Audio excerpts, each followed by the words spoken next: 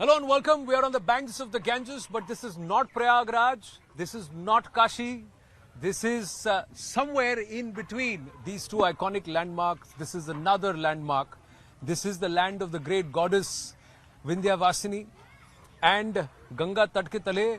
I am with a gang of Mirzapur boys, ladies and gentlemen, but we're going to talk about politics. Mirzapur goes to the polls in the final phase. 7th of March is when they will cast their ballot. What are the issues that will dominate? Let's try and understand.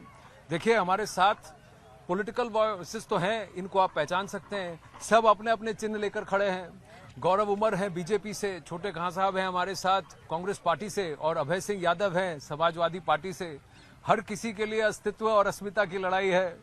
बहुत सारे सवाल हैं यहाँ पर और जो non political है वो आप देख रहे हैं किसी चुनाव चिन्ह के साथ नहीं है। संतोष जी हमारे साथ वरिष्ठ पत्रकार हैं, राजेंद्र तिवारी जी वरिष्ठ पत्रकार हैं, पीटीआई यूएनआई दोनों के लिए लिखते हैं सब लोग और यहीं के हैं, तो इनसे भी जाना जाएगा कि यहाँ क्या हुआ है, लड़ाई किसकी होगी। और आयुष हमारे साथ हैं, सोशल वर्कर हैं, तो इनसे भी मुद्दे जानेंगे। सबसे पहले आप दो पत्रकार हैं, ये पॉलिटिकल वॉइसेस से शुरू किया जाए या फिर पॉलिटिकल प्रचार से शुरू किया जाए? अभय जी आपसे शुरुआत हो। अब आप मुझे बताइए, यहाँ पर विंध्यावासिनी जी के स्थान पर, निवास स्थान पर विश्वास जीतेगा, विकास जीतेगा और आशीर्वाद किस पर होगा ये बताइए। शुरू वहीं से करते हैं। विकास जीतेगा और मुझे लगता है कि आशीर्वाद काम आएगा। आशीर्वाद काम आएगा तो जी। किसको आशीर्वाद मिलेगा? अभी ये मुझे लगता है कि देखिए, अगर हमसे एनालिसिस ले रहे हैं तो 52 से लेके 2022 तक हाँ। इस नगर विधानसभा क्षेत्र में हाँ। ये रहा है कि कभी भी पूर्व विधायक हाँ। जो एक बार हार गया हाँ। उसको मिर्जापुर के नगर के वासियों ने पुनः नहीं जिताया है। अच्छा। ये सन 1952 से लेके 2022 तक होने जा रहा है। तो अब की बार हारे तो मिर्जापुर से तो पत्ता कट। हाँ, एक बार भी हारा। हाँ, नहीं, जो एक बार हार चुका है। अच्छा, जो एक बार हार चुका है वो दोबारा अगर मैदान में आया तो पुनः नहीं जीता हाँ। है। तो इस आधार पर मुझे लग रहा है, अगर ये हिस्ट्री रिपीट इटसेल्फ, अगर इतिहास अपने आप को दोहराता है तो मुझे लगता है कि भाजपा चुनाव जीत रही है। तो आपको लग रहा है भाजपा चुनाव जीत रही है? हाँ, पर यहाँ के जो विधायक हैं, भाजपा ने तो तीनों को रिपीट किया है। आपको नहीं लगता है तीनों में से किसी के पास एंटी इनकम्बेंसी है? लोग पूछेंगे हमारे लिए क्या किया? बिल्कुल सही बात है। अगर आप एज ए पत्रकार मैं देखता हूँ तो ये है। हाँ। लेकिन कभी मोदी और योगी, ये एक अगर एक बात मैं कहूँ कि भाजपा को लेकर कोई एंटी कंप्रेंसी हो, ऐसा मुझे नहीं लग रहा है। नहीं, तो फिर टिकट और वोट अगर पड़ेगा, संतोष जी तो आप मेरा माइक लीजिए, मैं राजेंद्र जी से ऐसे ले लेता हूँ, माइक सबको बांटेंगे। तो अगर वोट पड़ेगा तो मोदी और योगी को पड़ेगा कि यहाँ के स्थानीय विधायक के लिए पड़ेगा? अगर आप इससे जाएंगे, स्थानीय विधायक को और पार्टी को देखेंगे तो शायद इससे कहीं ऊपर है मोदी और योगी। इनका मैसेज ज्यादा लोगों को समझ में आता है, वो ज्यादा दूर तक जाता है और पब्लिक को इन पर ज्यादा भरोसा होता है बजाय पार्टी, विधायक या किसी कैंडिडेट या किसी प्रत्याशी के। ऐसा तो ये इन लोगों की कमाई है। ये उन लोगों की कमाई है, ये उन लोगों की कमाई है और पब्लिक इसको स्वीकार करती है। लेकिन इस कमाई पर आप कितनी बार वोट जीतेंगे? अभय जी, ये भी तो आपके लिए अस्मिता और औचित्य की लड़ाई है। नमस्कार। नमस्ते। सबसे पहले हम आदरणीय राजेंद्र तिवारी जी जो वरिष्ठ पत्रकार हैं मिर्जापुर के, इन्होंने एक बात की और इन्होंने एनालिसिस किया कि 1952 से लेकर 2022 तक नगर में जो विधायक हारा है वो फिर दोबारा जीता नहीं है। लेकिन आदरणीय राजेंद्र तिवारी जी, एक मिथक यह भी है कि उत्तर प्रदेश में दोबारा कोई मुख्यमंत्री बराबर कंटिन्यू नहीं हुआ है। इसलिए उत्तर प्रदेश में समाजवादी पार्टी की सरकार, माननीय अखिलेश यादव जी प्रचंड बहुमत से सरकार बना रहे हैं। यहाँ पर एक पेज है, मुख्यमंत्री कंटिन्यू ना हो, पार्टी तो कंटिन्यू हो सकती है। मैं बताऊं, पार्टी इसलिए कि इन्होंने भारतीय जनता पार्टी ने अपना मुख्यमंत्री का चेहरा घोषित कर रखा है। भारतीय जनता पार्टी ने अपने मुख्यमंत्री का चेहरा घोषित कर रखा है। जो इनका एनालिसिस, अगर यह एनालिसिस सत्य है तो एक मिथक यह भी है कि अभी तक 52 से लेकर 22 तक कोई मुख्यमंत्री रिपीट नहीं हुआ। पर ये भी पॉसिबिलिटी है, मुख्यमंत्री का चेहरा जो भी हो, पार्टी रिपीट तो हो सकती है। आप क्या कहेंगे? पार्टी और मुख्यमंत्री दोनों रिपीट? पार्टी और मुख्यमंत्री दोनों रिपीट हो रहा है। माननीय मोदी जी की, योगी जी की जो योजना है उत्तर प्रदेश में, किसान हो, नौजवान हो, सभी लोग खुशहाल हैं। दोबारा हम लोग प्रचंड बहुमत से फिर से सरकार बना रहे हैं। प्रचंड बहुमत से ऐसा क्या किया है मिर्जापुर के लिए कि मिर्जापुर 5 सीटें एनडीए को दे दे? मिर्जापुर में मेडिकल कॉलेज, लोकसभा क्षेत्र, मिर्जापुर जिले में मेडिकल कॉलेज, ये कभी मिर्जापुर वालों का सपना हुआ करता था। मिर्जापुर जिले में विंध्य कॉरिडोर, जिसके वजह से यहाँ इतने विकास होंगे, इतने विकास आएंगे मिर्जापुर का रोड हाँ ऐसा विकास हुआ है कि लोग जाके देखें। यहाँ से 20 मिनट में लालगंज और 20 मिनट में लोग चुनार जा रहा है। हाँ। 5 सालों के पहले जनता दुखी था, रोड था ही नहीं। गड्ढे में रोड था कि रोड में गड्ढे थे, यह भी नहीं समझ में आता था। पर यहाँ एक प्रॉब्लम है आयुष कि रोड तो है पर घर नहीं है अब। नहीं, देखिए, अगर तुलनात्मक रूप से अध्ययन करें तो मिर्जापुर की राजनीति में बीजेपी और सपा 3 सीटों पे डायरेक्ट फाइट में है, चाहे वो नगर विधानसभा हो, चाहे वो 96 विधानसभा हो, चाहे मझवा विधानसभा हो, जहां पर समाजवादी पार्टी और भाजपा की नेक टू नेक फाइट है। और नगर विधानसभा में सबसे टफ फाइट है अगर आप तुलनात्मक रूप से अध्ययन करें। बीजेपी के साथ एक प्लस पॉइंट है कि तुलनात्मक रूप से जो उनकी खाद्यान्न योजना है, मुफ्त राशन की योजना, उन्होंने एक लाभार्थी वोट बैंक तैयार किया है भाजपा ने, वो उनके साथ है। मिडिल क्लास जरूर नाराज है, लेकिन मिडिल क्लास में धार्मिक ध्रुवीकरण के मुद्दे ज्यादा हावी हैं। और समाजवादी पार्टी ने जो पुरानी पेंशन बहाली और रोजगार जैसे जो मुद्दे उठाए हैं, इन मुद्दों के आधार पर मिर्जापुर के अंदर जनमत तैयार होगा कि हम किसके साथ जाएंगे। मुझे लगता है कि नगर विधानसभा और 96 विधानसभा और मझवा, इन तीनों सीटों 3 सीटें तय करेंगे कि मिर्जापुर में कौन सी पार्टी ज्यादा प्रभावी पड़ेगी। तो इन तीनों सीटों में कौन सी पार्टी ज्यादा प्रभावी पड़ेगी? इन्हीं तीनों सीटों पे तो भारतीय जनता पार्टी और माननीय योगी जी ने सबसे ज्यादा विकास किया है।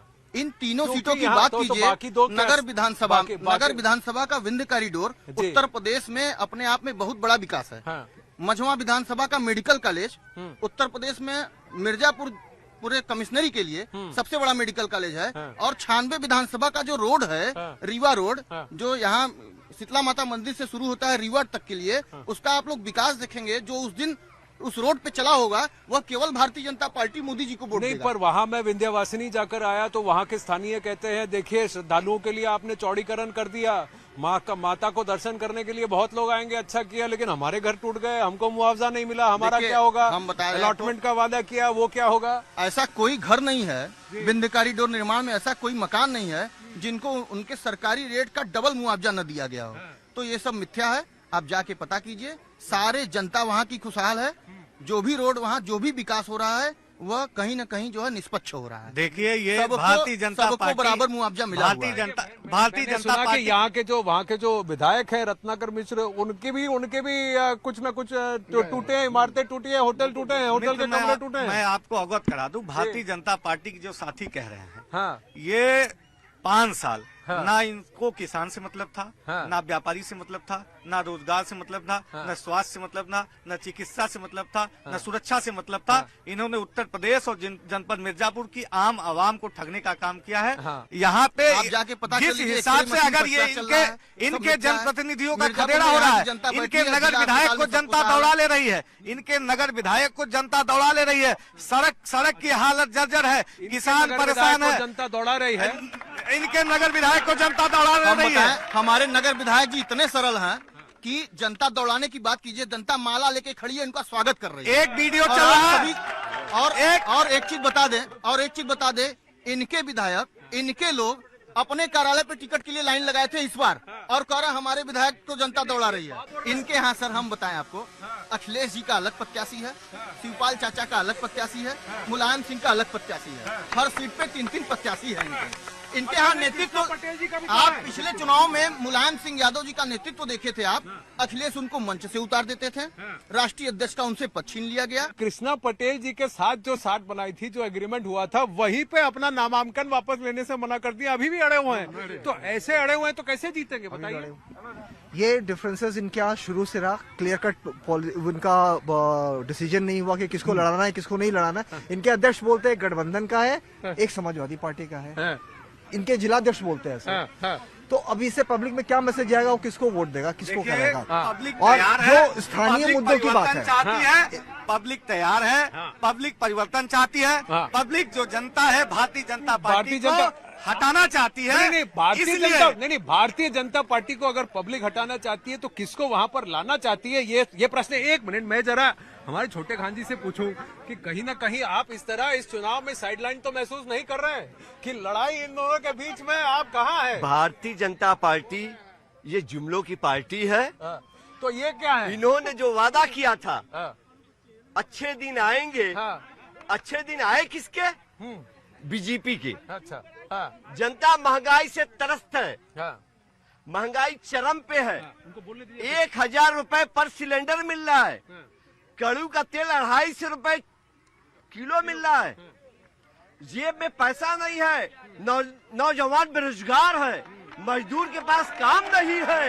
ये भारतीय जनता पार्टी गुमराह करके जनता को सत्यानाश कर दी है। और जो कांग्रेस पार्टी बनाई थी वो मोदी सरकार उसको बेच रही है, उसी से सरकार चला रही है मोदी सरकार। आप उस सरकार की बात कर रहे हैं, आप उस सरकार की बात कर रहे हैं। पिछले विधानसभा के चुनाव में पूछिए किसको 15 लाख रुपए दिए? आजादी के बाद की सबसे बड़ी पार्टी पिछले चुनाव में याचक की भूमिका में खड़ी थी, कांग्रेस पार्टी। इनका यही विकास था।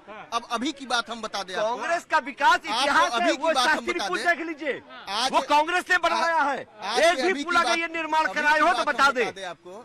आज की अगर बात भदोही और मिर्जापुर जिस विकास की ये बात कर रहे हैं, जिस विकास की बात कर रहे हैं, उसी विकास पे भरोसा करके 2014 में केंद्र की सरकार भाजपा की बनी, उसी विकास पे भरोसा करके 2017 में उत्तर प्रदेश की सरकार बनी, उसी विकास पे दोबारा भरोसा करके 2019 में हमारी सरकार बनी। जनता को और गुमराह उसी विकास पे भरोसा करके 2022 में भारतीय जनता पार्टी मोदी जी और योगी जी के नेतृत्व में पुनः प्रचंड बहुमत की सरकार बना रही है। ये कह रहे हैं कि वो बीजेपी को उखाड़ फेंकेंगे, आप कह रहे हैं कि आप बीजेपी को उखाड़ फेंकेंगे।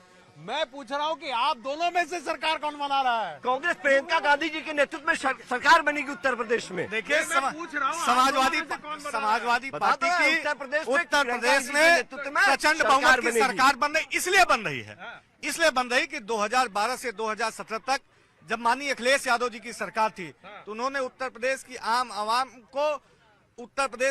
आवाम के लिए काम करने का काम किया था। समाज में रहने वाले आप यहाँ पर आप अटक क्यों रहे? समाज में यहाँ पर आप अटक क्यों रहे? चाहे 108 नंबर के एम्बुलेंस 2012 से 2017 की बात करने में आप अटक क्यों रहे? मैं बताऊं, 108 नंबर की एम्बुलेंस हो, 100 नंबर की गाड़ी हो, चाहे समाजवादी पेंशन हो, चाहे रोजगार हो, तो ऐसा है तो सरकार गई क्यों? वो भी सरकार, मैं बताऊं, सरकार गई ये अपने झूठ को जनता में बताने में सफल हो गए। आपको लगता है कि अगर कोई भारी बहुमत से पार्टी जीतती है तो विपक्ष की पार्टी का आगे जाकर 2024 में क्या भूमिका होगी देश में, विपक्ष में? आपको लगता है कि इसका फैसला भी उत्तर प्रदेश करेगा, या आपको लगता है कि उत्तर प्रदेश में जो भी हो उसका 2024 पे कोई असर नहीं पड़ेगा? 2024 पे बहुत व्यापक असर पड़ेगा, क्योंकि दिल्ली का रास्ता तो उत्तर प्रदेश से होकर ही जाता है। जिस पार्टी को उत्तर प्रदेश में बहुमत मिलेगा वही पार्टी दिल्ली की सरकार बनाएगी। ये एक बहुत पहले से ये घोषित चीज है। तो उत्तर प्रदेश के अंदर जिस पार्टी को बहुमत मिल रहा है वो सरकार बनाने जा रही है। जो विपक्ष की पार्टी होगी उसके लिए 2024 की राह बहुत मुश्किल होने जा रही है। अभी उत्तर प्रदेश की जनता को, मिर्जापुर की जनता को तय करना है कि वो अपना बहुमत किसको दे रही है, और उसी से दिल्ली का रास्ता होगा। अगर भाजपा यूपी हारी तो 2024 उसके लिए मुश्किल हो जाएगा। आप सबका बहुत बहुत धन्यवाद। Thank you.